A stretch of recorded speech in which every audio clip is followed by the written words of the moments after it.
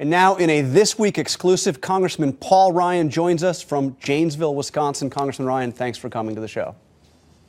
Hey, good morning, Jonathan. I want to get right to this dust-up over immigration and Marco Rubio's comments. Just last week, you said that the president deserved credit for not politicizing the immigration issue. You thought that was a good sign. Do you still believe that?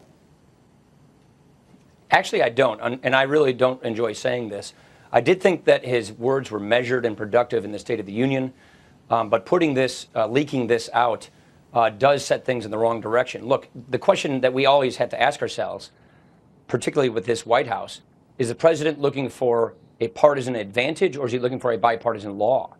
And by putting these details out without a guest worker program, without addressing future flow, by giving advantage to those who cut in front of line for immigrants who came here legally, not dealing with border security adequately, that tells us that he's looking for a partisan advantage and not a bipartisan solution.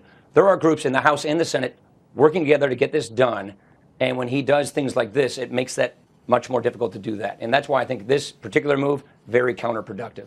But let's be clear. You have said that you would support an immigration bill that included a pathway for citizenship, correct? Yes, look, absolutely, because we think there's a way to do this through earned legalization without rewarding people for having come in with undocumented status illegally. We don't want to give them an advantage over those who came here legally. And we think there's a way to do this while still respecting the rule of law. It's clear that what the president is talking about does not do that. I have a long record of immigration reform. I'm not a Johnny-come-lately on this issue. We've always believed that there's a way of doing this while respecting the rule of law. That's the delicate balance that needs to be achieved for this to be bipartisan.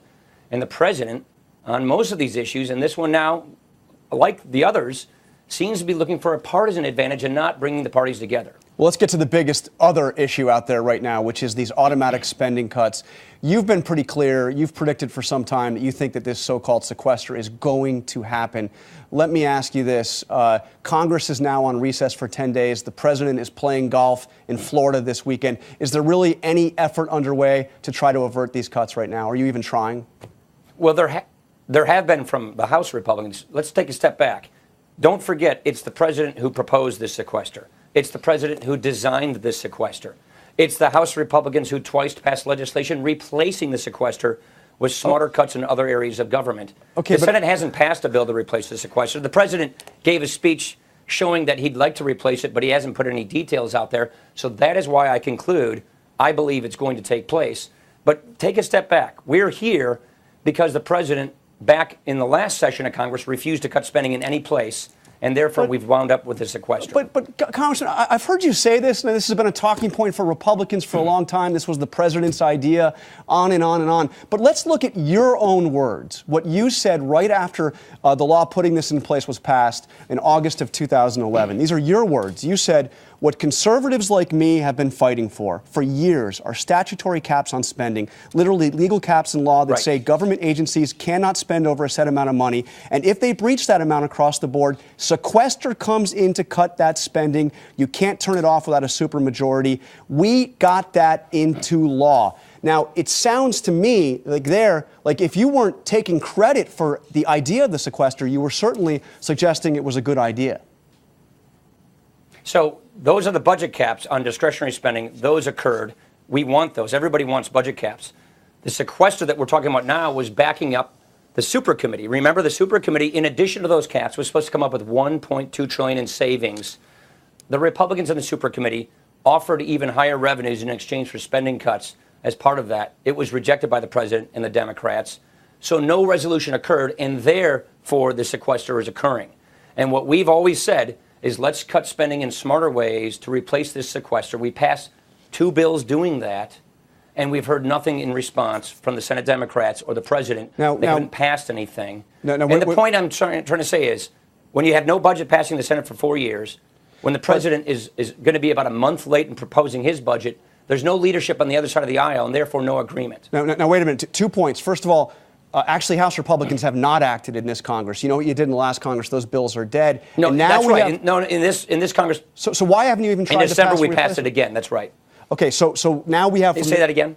Well, now we have the Senate Democrats on Friday did come out with a plan to replace these cuts. It's half spending cuts and half tax revenue increases. What do you make of that Democratic plan?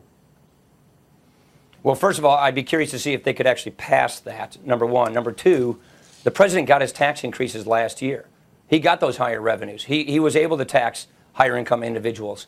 But taking tax loopholes, what we've always advocated are necessary for tax reform, means you're going to close loopholes to fuel more spending, not to reform the tax code. What is the goal that we're trying to achieve here? We want economic growth. We want job creation. We want people to go back to work. We want to prevent a debt crisis from hurting those who are the most vulnerable in society, from giving us a European-like economy.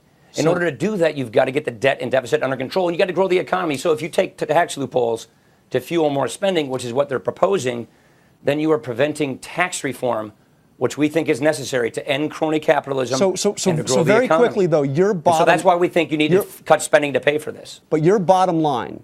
Yes, our bottom line is cut spending to pay for this. And you're saying no tax increases, period, to pay for this? That's right.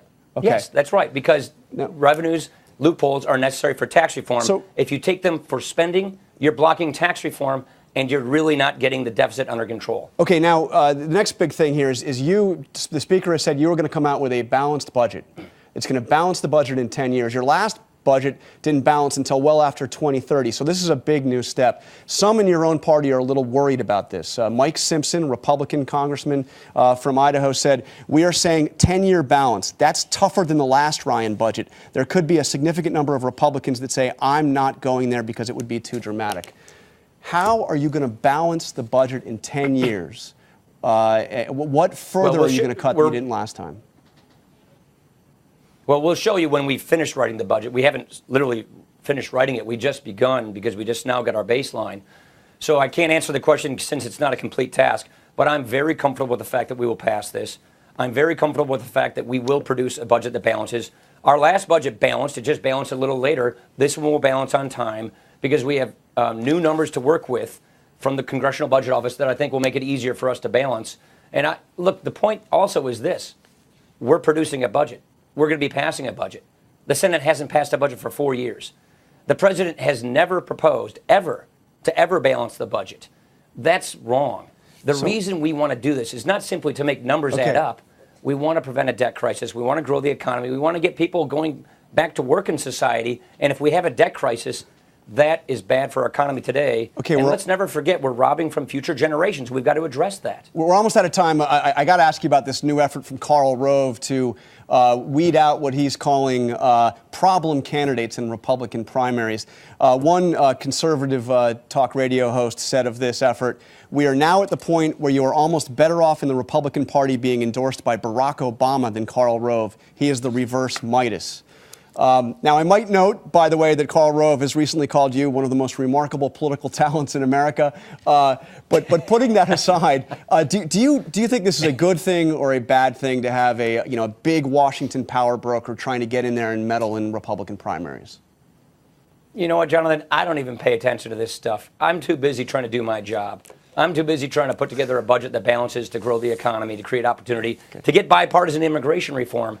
I really don't pay attention to this, so I have no thoughts on the matter whatsoever. No thoughts whatsoever. Okay, before you go, I have to ask you about your future. There was an article in Politico by my friends Mike Allen and Jim Vandehei about your political future, saying you are less inclined to run for president. And this quote caught my eye. "Paul will never say he is not running for president because the constant speculation carries too many advantages," said a longtime friend. "He will keep answering the questions in a way that will keep nosy political reporters interested."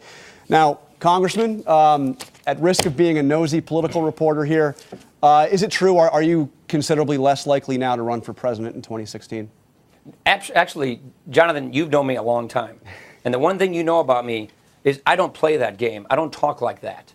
So when you see these articles that are really not accurate, that's par for the course in Washington these days. The point is this.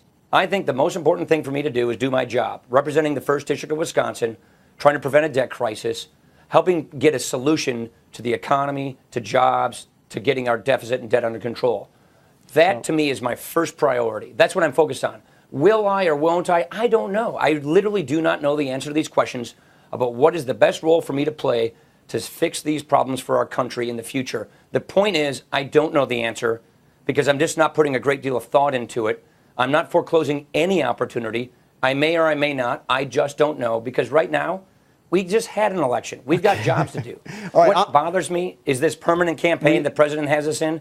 We need to start thinking about actually doing our jobs after these elections, then thinking about the next election. That's the problem we have in Washington. Unfortunately, we're out of time, but I'm going to take that as a definite maybe. Thank you very much, Congressman Paul Ryan. All right. Appreciate your time.